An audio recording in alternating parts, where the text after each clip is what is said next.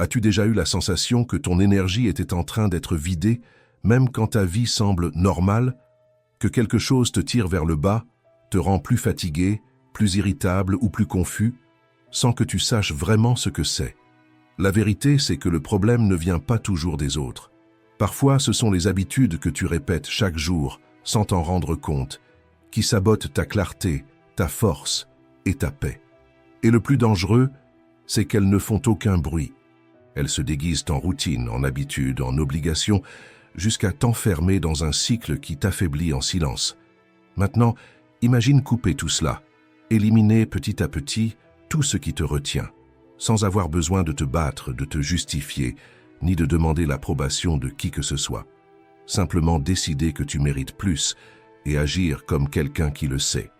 Dans cette vidéo, je vais te montrer 9 habitudes silencieuses que tu dois éliminer de ta vie, si tu veux retrouver ton énergie mentale, ta stabilité émotionnelle et le contrôle de ta propre vie. Le stoïcisme ne t'apprend pas à fuir le monde. Il t'apprend à fermer la porte à tout ce qui consume ta paix, même si cela entre doucement.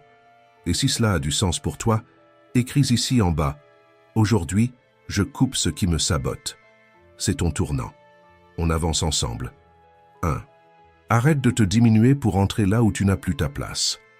Vivre pour plaire aux autres, c'est comme marcher sur une large route, pleine d'applaudissements, mais qui, au bout, te mène à un endroit où tu ne voulais pas être.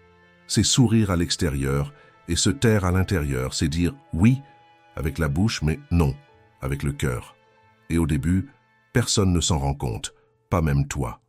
Parce que la peur de déplaire est une chaîne invisible, assez légère pour être ignorée, assez lourde pour te garder prisonnier.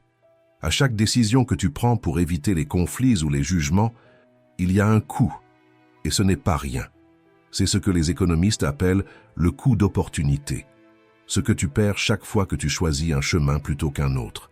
Mais ici, le coût est émotionnel. C'est renoncer à vivre ta vérité, c'est ravaler ta volonté pour entrer dans les attentes des autres, c'est gaspiller du temps qui ne revient jamais à essayer d'être ce qu'on attend et non ce que tu es. Chaque « oui » que tu donnes pour plaire aux autres peut être un non à ce qui te fait vibrer. Tu perds de l'énergie, tu perds ta liberté, tu perds du temps de vie et le plus grave, tu te perds toi-même. Épictète disait « Aucun homme n'est libre s'il n'est pas maître de lui-même ». Et vouloir plaire à tous, c'est justement renoncer à cette liberté, en vivant comme esclave de l'image que tu crois que les autres veulent voir. Alors arrête-toi et demande-toi avec courage « Quel est le prix que je paie pour être accepté ?» Peut-être que tu n'as jamais fait ce calcul, mais il t'est présenté chaque jour dans tes silences forcés, dans les projets remis à plus tard, dans les envies mises au placard. Chaque choix fait pour plaire construit une brique de plus dans le mur qui te sépare de ton authenticité. Et la vérité la plus dure est celle-ci. Plus tu essaies de plaire, moins tu te retrouves, parce que vouloir plaire à tout le monde exige que tu t'effaces petit à petit. Mais un nouveau choix s'offre à toi quand tu commences à mesurer ce coût et que tu décides d'arrêter de payer, quelque chose change. Tu commences à te prioriser, et ce n'est pas de l'égoïsme, c'est une responsabilité envers ta propre existence. Vivre avec authenticité, c'est l'investissement le plus puissant que tu puisses faire.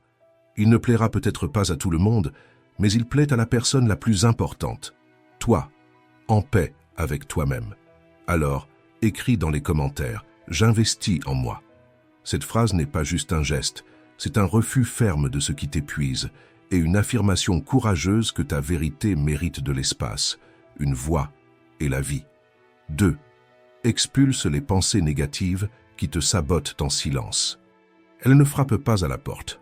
Elles entrent sans demander la permission, s'installent sur le canapé de ton esprit et commencent à tout chambouler, comme si elles étaient chez elles. Et le pire, bien souvent, c'est nous-mêmes qui leur remettons la clé sans nous en rendre compte et sans poser de questions, comme si ces pensées avaient le droit d'être là. Mais et si je te disais que tu peux changer la serrure aujourd'hui, que tu peux cesser d'être l'otage des idées qui t'affaiblissent et prendre pour de bon le contrôle de ton propre esprit? Ces pensées sont comme de vieux sentiers. Tu les as déjà parcourus tant de fois que tu ne remarques même plus que tu retournes toujours au même endroit. Culpabilité, comparaison, insécurité. Et ce qui est répété trop souvent, finit par devenir une croyance. Combien de fois as-tu entendu ton esprit dire « tu n'es pas assez bien ». Rien ne marche pour toi. Tu gâches toujours tout. Ces phrases, si elles ne sont pas interrompues, prennent racine profondément. Et comme le disait le stoïcien Musonius Rufus, maître d'Épictète, ce n'est pas parce qu'une pensée habite ton esprit qu'elle mérite ton obéissance. Tu n'as pas besoin de suivre chaque idée qui apparaît. Tu peux en choisir d'autres, plus justes, plus saines, car il existe un autre chemin. Comme le disait Socrate, le secret du changement, c'est de concentrer toute ton énergie, non pas à lutter contre l'ancien, mais à construire le nouveau. Et cela commence dans ta tête. Voici 3 stratégies concrètes pour ne plus être contrôlé par des pensées qui te rabaissent. Première, remets la pensée en question. N'accepte pas tout ce que ton esprit dit comme vérité. Pose-toi des questions simples. Cette pensée est-elle utile? Est-ce qu'elle m'aide en quoi que ce soit? Pense comme quelqu'un qui voit une flamme allumée. Mettrais-tu la main dans le feu simplement parce que quelqu'un te l'a demandé? Alors, pourquoi croire en une idée qui ne fera que te blesser? Une pensée n'est pas un ordre, c'est une suggestion, et tu peux la refuser. Deuxième, interromps le schéma avec une voix active. Lorsqu'une idée d'auto-sabotage surgit, ne te tais pas. Réponds et dis « Merci pensée, mais aujourd'hui, je vais me concentrer sur la solution ». Cette phrase simple casse le cycle automatique de la négativité et lorsque tu choisis ce que tu vas nourrir, ton esprit commence à te suivre et non l'inverse. Troisième, change ton focus avec intention. Ton cerveau n'est pas multitâche, il ne peut prêter attention qu'à une chose à la fois. Si tu choisis de te concentrer sur la gratitude, le but et la présence, les pensées négatives commencent à perdre la scène. Les pensées sont comme des plantes. Celles que tu arroses, poussent. Arrose celles qui te renforcent, et les autres, laisse-les simplement se dessécher. Au bout du compte, comprends ceci. Tu n'as pas besoin de te battre contre les mauvaises pensées. Tu dois seulement apprendre à ne pas leur obéir. La psychologue Rachel Goldman, spécialiste de la santé mentale et du changement comportemental, explique « Nous avons tous des pensées inutiles de temps à autre. L'important, c'est de ne pas les laisser diriger ta vie. Le véritable pouvoir ne réside pas dans une tête sans bruit, il réside dans le choix de la voix à laquelle tu donnes le micro. Surmonter les pensées négatives, ce n'est pas gagner une guerre intérieure, c'est apprendre à changer le langage avec lequel tu te parles, être ferme sans te blesser, être attentif sans te punir, être maître de ton esprit, sans être ton propre bourreau. Alors, la prochaine fois qu'une pensée surgira pour dicter ta valeur, souviens-toi, tu as la clé et la maison est à toi. Et tu n'as plus besoin de vivre avec ce qui te fait du mal. 3. Élimine l'idée de perfection avant qu'elle ne paralyse ta vie. Le perfectionnisme se déguise en vertu, mais agit comme une prison. C'est cette voix qui dit « ce n'est pas encore assez bien ». Même quand tu as déjà tout étudié, relu 1000 fois, préparé chaque détail. Elle surgit, remet tout en question et te paralyse. As-tu déjà retenu un projet par peur de ne pas être à la hauteur? As-tu déjà passé des heures à ajuster un détail que personne ne remarquera, juste pour avoir l'impression de garder le contrôle? Le perfectionnisme, c'est cela. La peur déguisée en zèle. Peur de se tromper, peur d'être jugé, peur de montrer au monde quelque chose qui n'est pas encore impeccable. Mais la vérité, c'est que cette quête de perfection est un piège. Tu n'essaies pas d'être meilleur, tu essaies d'éviter la douleur. Comme le disait le stoïcien Musonius Rufus, il vaut mieux échouer en essayant avec courage que de rester immobile à attendre la condition idéale qui ne viendra jamais. Le perfectionnisme, c'est comme un conducteur qui roule trop lentement, par peur de l'accident, mais qui, justement pour cela, n'arrive jamais nulle part. Il freine sans cesse et appelle ça de la prudence. Mais ce qu'il ressent vraiment, c'est la peur d'avancer. Beaucoup de gens confondent perfectionnisme et excellence, mais ce sont des opposés. L'excellence naît de la pratique, de l'exposition, de l'erreur répétée avec intention. Alors que le perfectionnisme, c'est la tentative d'éviter l'erreur avant même d'avoir vécu, et cela génère une paralysie subtile, silencieuse, mais constante. C'est pour cela que la procrastination marche main dans la main avec le perfectionnisme.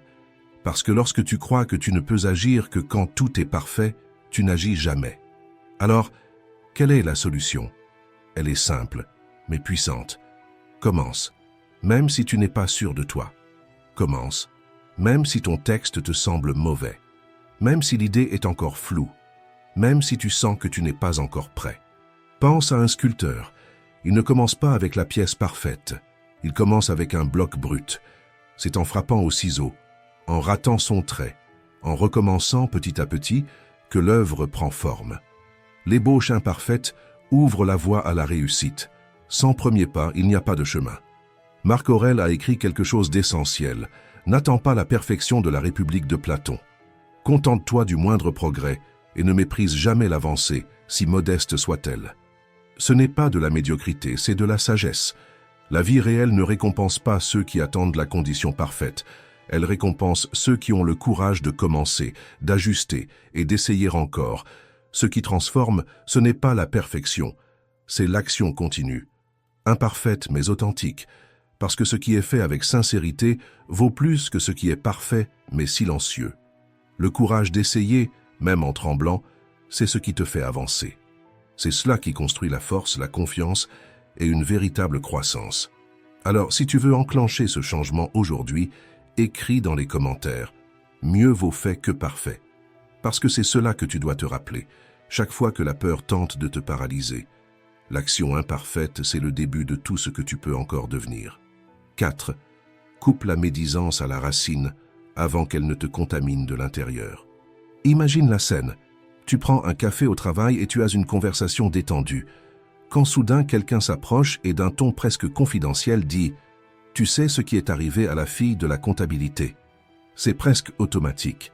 La curiosité s'allume comme une allumette frottée dans le noir. Mais la question que presque personne ne pose est « As-tu vraiment besoin de savoir cela ?» La médisance, c'est comme un feu dans un champ sec. Elle commence par une étincelle, semble inoffensive, mais se propage vite sans contrôle, brûlant des réputations, des relations, et même notre propre intégrité. Elle nous attire parce que, à un certain niveau, nous croyons que connaître la vie des autres nous donne du pouvoir, mais c'est une illusion. Ce qui nous rapproche de la sagesse, ce n'est pas ce que nous disons des autres, c'est ce que nous taisons à l'intérieur de nous. Historiquement, parler des autres avait une fonction sociale, celle de protéger, d'alerter et de rapprocher. Mais aujourd'hui, c'est devenu un passe-temps et là où il n'y a pas de but, il y a du gaspillage. Avant de raconter quelque chose sur quelqu'un, fais le test le plus simple et le plus efficace. Est-ce que je me sentirais bien si l'on disait cela de moi? Si la réponse est non, alors pourquoi porter ce poison dans ta bouche? Sénèque disait « Le langage reflète l'âme.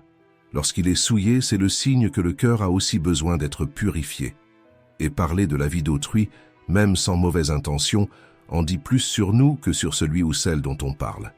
Alors comment se protéger de ce piège si courant? Voici 3 gestes simples mais puissants. Premièrement, essaie le silence. Passe une semaine sans parler de la vie de personne, ni critique, ni commentaire, ni insinuation. Observe comment cela change l'atmosphère autour de toi. Tu vas remarquer que le silence, lorsqu'il est pratiqué avec conscience, n'est pas un vide, c'est une présence. Deuxièmement, interviens avec intention. Si quelqu'un t'apporte une médisance, change l'orientation de la conversation. Dis « Je préfère parler d'idées, pas de personnes ».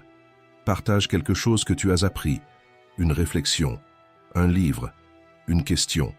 Élève le niveau de la conversation sans imposer, simplement en guidant par l'exemple. Et enfin, respire avant de réagir. La médisance, parfois, vient comme un réflexe, mais une respiration profonde avant de répondre peut être l'espace entre une erreur et la sagesse. Cette pause est la frontière entre l'ancienne habitude et le nouveau choix.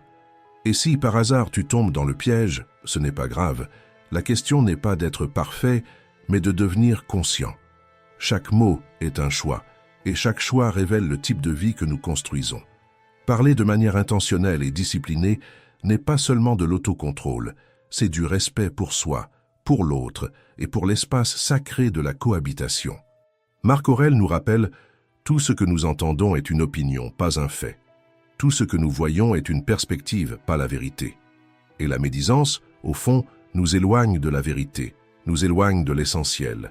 Le silence qui écoute, la parole qui construit, et la paix qui naît lorsque nous choisissons de ne pas blesser. 5. Coupe le bruit qui est en train d'effacer ton identité.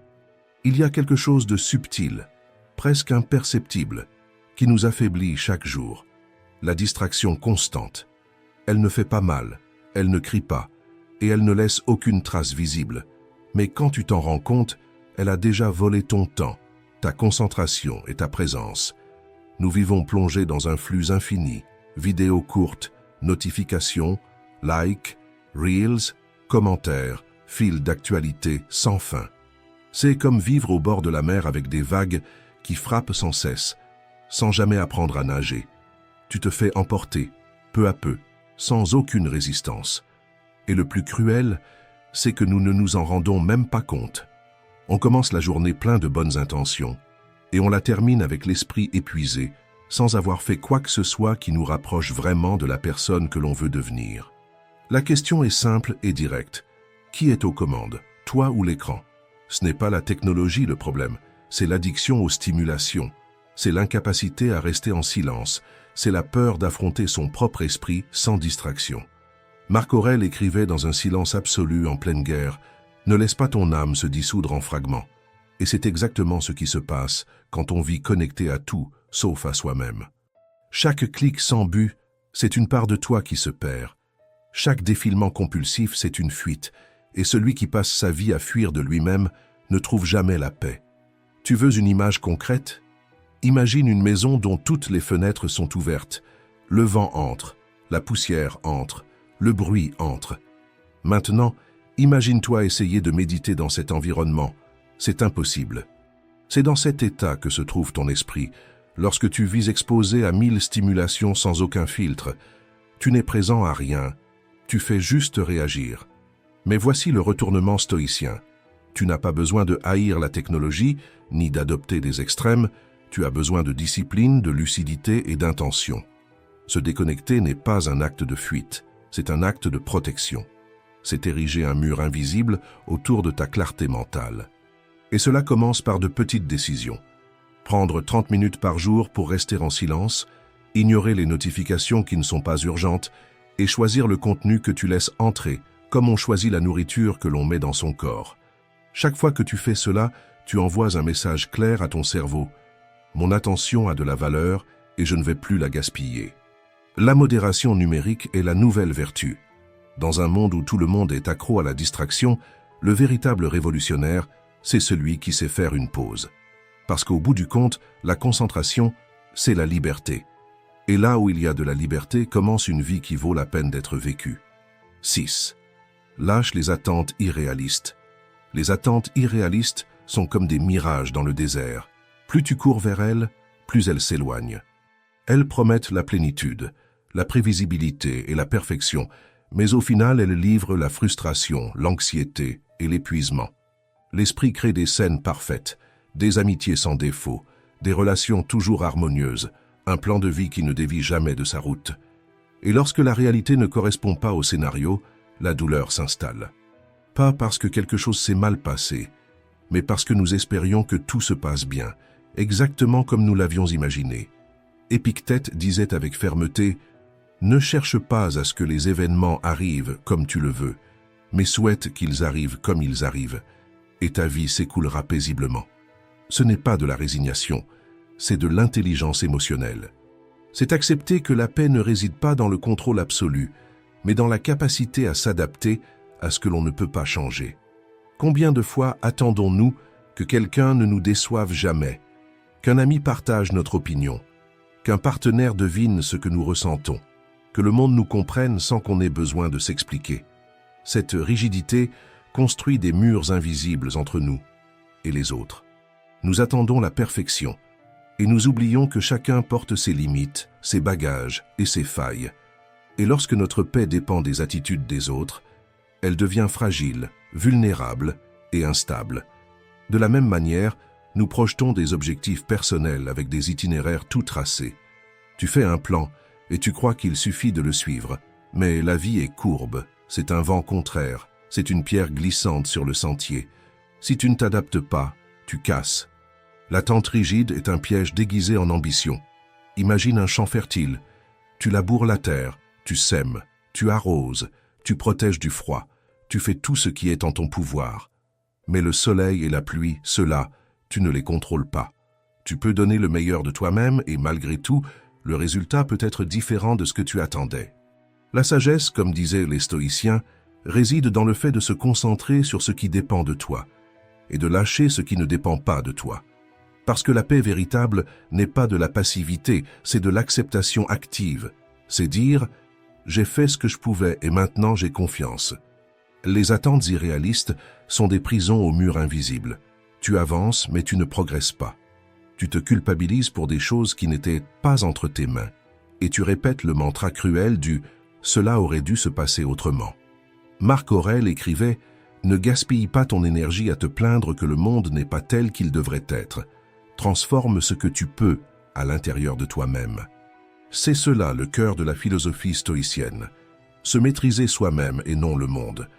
La flexibilité n'est pas une faiblesse, c'est une sagesse. Et la vraie force réside dans le fait d'avancer, même quand le chemin n'est pas celui que tu avais imaginé. Élimine les attentes irréalistes. Accueille le réel, l'imparfait, le possible. Que ta présence d'aujourd'hui plante ce que seul le temps pourra faire fleurir. Parce qu'au fond, la paix, ce n'est pas tout contrôler. C'est savoir que quoi qu'il arrive, tu es capable de continuer. 7. Les raccourcis n'accélèrent pas ton parcours, ils retardent ce que tu pourrais devenir. Les stoïciens croyaient qu'une vie sans résistance, c'est comme un corps qui ne s'est jamais entraîné. Fragile, vulnérable, sans préparation pour supporter le poids de la réalité. Éviter l'effort, c'est aussi éviter sa propre croissance. Et celui qui fuit le chemin qui exige plus de lui-même finit par ignorer la seule route qui forge réellement le caractère. Croire aux raccourcis, c'est l'une des formes les plus silencieuses d'autosabotage. Ils semblent efficaces, mais ce sont comme des portes tournantes. Tu y entres plein d'espoir et tu en ressors exactement au même endroit. Parfois même encore plus fatigué, frustré, tu perds du temps et tu t'éloignes de la personne que tu aurais pu devenir. Pense avec clarté. Combien de fois as-tu vu quelqu'un essayer de changer toute sa vie avec une solution rapide? Des régimes éclairs, des applications miraculeuses et des méthodes secrètes. Mais rien de tout cela ne tient sans un véritable effort, sans un engagement envers la pratique quotidienne et sans la patience du pas à pas. Sénèque a écrit « L'échelle qui monte vite tombe aussi vite. Tout ce qui se construit à la hâte se brise facilement. » Parce que ce qui vient facilement s'en va de la même façon. L'excellence ne repose pas sur la précipitation, mais sur la profondeur. Et voici un point essentiel. L'écrivain Malcolm Gladwell, en étudiant les modèles d'excellence, a découvert que toute personne hautement compétente dans son domaine avait investi, en moyenne, 10 000 heures de pratique délibérée. Cela ne signifie pas seulement répéter une action pendant longtemps, cela signifie s'investir dans le processus, jour après jour, avec intention, discipline et ouverture à l'erreur, à l'ajustement et à la croissance. C'est le chemin de la patience, de la persévérance et de l'humilité. Celui qui cherche toujours le raccourci ne développe pas seulement de mauvais résultats. Il développe un esprit impatient et fragile. Et quand apparaissent les premières difficultés, qui apparaissent toujours, cet esprit s'effondre. Parce que les raccourcis n'enseignent pas la résilience et ne construisent pas le caractère. Les stoïciens le savaient. Épictète, par exemple, disait « Si tu veux progresser, sois prêt à paraître idiot pendant un certain temps. » Et voici la vérité que beaucoup préfèrent éviter. Le chemin qui demande le plus n'est pas une punition, c'est un entraînement pour l'âme. C'est là que tu apprends à attendre sans abandonner, à répéter sans te plaindre et à échouer sans t'abandonner. Ta plus grande victoire ne sera pas de trouver le chemin le plus rapide, mais de devenir la personne capable de soutenir le succès que tu désires. Pas par chance, mais par mérite et par construction. Alors écris dans les commentaires, avec fermeté et conscience, « Je choisis le chemin qui transforme ». Pas parce que c'est le plus facile, mais parce que c'est celui qui construit en toi ce que personne ne peut enlever. Force intérieure, clarté de but et véritable vertu. 8. Arrête de fuir. L'anxiété ne gagne que lorsque tu renonces à tenir les rênes. L'anxiété est comme une ombre. Elle apparaît avant même que le soleil ne se lève. Tu n'as même pas encore commencé ta journée, et déjà ton cœur s'accélère, ton esprit s'emballe et ton corps se crispe. Et ce qu'il y a de plus curieux, c'est que, la plupart du temps, Il n'y a aucun danger réel, seulement la peur de quelque chose qui pourrait arriver. Ou pire, de quelque chose qui n'arrivera peut-être jamais. Les stoïciens appelaient cela la souffrance anticipée. L'habitude de vivre mentalement dans un avenir qui n'est pas encore là, en essayant de contrôler ce qui n'est pas entre tes mains. Et cela épuise, car lorsque tu essaies de contrôler l'incontrôlable, celui qui perd le contrôle, c'est toi. Pense à l'anxiété comme à la conduite sur une autoroute pleine de voitures. Tu ne peux pas contrôler les autres conducteurs, peu importe à quel point tu t'inquiètes. Si tu essaies, tu ne feras que te stresser. La seule chose qui est sous ton contrôle, c'est ta façon de conduire, ton attention, ta vitesse, tes décisions. C'est pareil dans la vie. Une grande partie de l'anxiété naît de cette erreur subtile, mettre de l'énergie là où nous n'avons aucun pouvoir. On veut savoir si l'entretien va bien se passer, si la relation va durer, si le message va recevoir une réponse. Mais toutes ces questions ont un point commun. Elles vivent dans le futur et sont hors de ton contrôle. Pour les stoïciens, l'anxiété était une passion de l'âme, un état émotionnel désordonné qui nous emporte et nous fait perdre la raison. Les stoïciens disaient « l'âme devient agitée lorsqu'elle oublie ce qui est en son pouvoir ». Et l'antidote est toujours le même, revenir à ce qui dépend de toi, tes habitudes, ta posture, tes actions et ton attention. C'est là que réside la véritable sécurité. Imagine maintenant l'anxiété comme un arbre. Tu peux bien couper quelques branches lorsque les symptômes apparaissent, respirer profondément et essayer de te distraire. Mais si la racine est malade, l'arbre restera fragile. La racine de l'anxiété, c'est la peur. Peur de l'imprévisible, peur du jugement, peur d'une douleur qui ne viendra peut-être jamais. Et seuls ceux qui ont le courage de regarder cette racine en face peuvent changer les fruits. Apaiser l'anxiété, ce n'est pas effacer les symptômes, c'est nourrir les bonnes racines, comme la conscience, la présence et l'acceptation. Lorsque la peur frappe, demande-toi, est-ce que je réagis au présent ou à un futur qui n'existe que dans ma tête? Cette simple question peut te ramener à l'instant présent, le seul endroit où la vie se déroule réellement. Épictète a écrit « Si ce n'est pas sous ton contrôle, ce n'est pas ton problème ». Et Sénèque ajoutait « Malheureux est l'esprit qui vit dans l'angoisse de ce qui est à venir ». Alors peut-être qu'aujourd'hui, c'est le moment de lâcher prise, lâcher la tentative de tout prévoir, lâcher l'illusion que tu dois avoir toutes les réponses, lâcher la peur de ne pas avoir le contrôle. Car la véritable force ne réside pas dans l'anticipation de ce qui vient, mais dans la confiance que tu sauras faire face quand cela arrivera. Si cette idée a résonné en toi, écris dans les commentaires. Je lâche ce que je ne peux pas contrôler. Cette déclaration est le début d'une nouvelle habitude, l'habitude de vivre plus dans le présent, plus légèrement, plus lucidement, et de ne pas laisser l'anxiété décider à ta place. 9. Mettez-vous en premier sans culpabilité et sans peur. Se mettre en second plan, c'est plus que négliger ses besoins. C'est s'oublier. C'est mettre tout le monde en avant. Et quand il reste enfin du temps, ne plus savoir ce que vous ressentez, ce que vous voulez, ni qui vous êtes. Au début, cela semble juste de la générosité.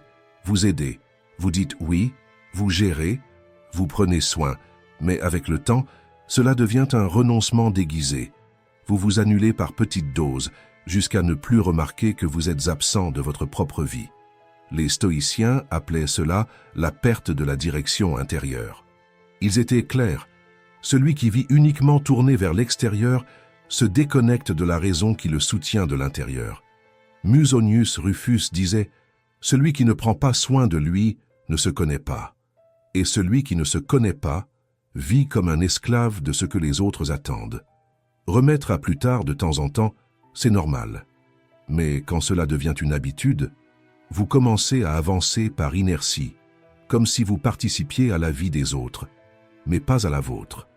Vous êtes-vous déjà senti ainsi, à vous occuper de tout, à répondre à tout le monde, mais en ressentant un vide à la fin de la journée?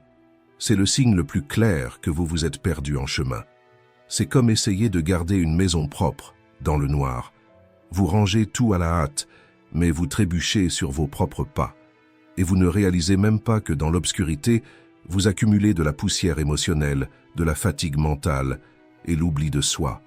Le soin de soi n'est ni un luxe ni une récompense, c'est une structure. C'est se rappeler que vous ne pouvez pas offrir une présence réelle aux autres si vous êtes absent à vous-même. C'est cesser d'être le dernier sur votre propre liste, comme si vous étiez le seul à ne pas mériter d'attention.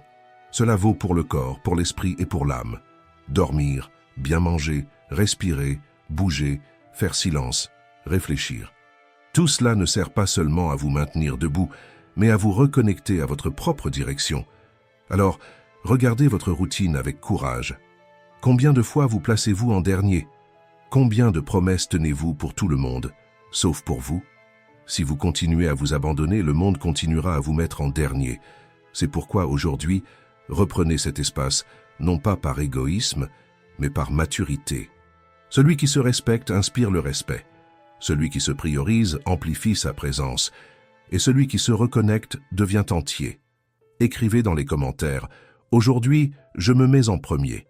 Cette phrase est le début d'un nouveau type d'engagement. Un engagement envers votre clarté, votre énergie et votre vérité. Parce que vivre pour tous, sauf pour soi, ce n'est pas de la générosité. C'est de l'auto-négligence déguisée, et vous ne méritez plus de vous laisser de côté. Merci d'avoir regardé.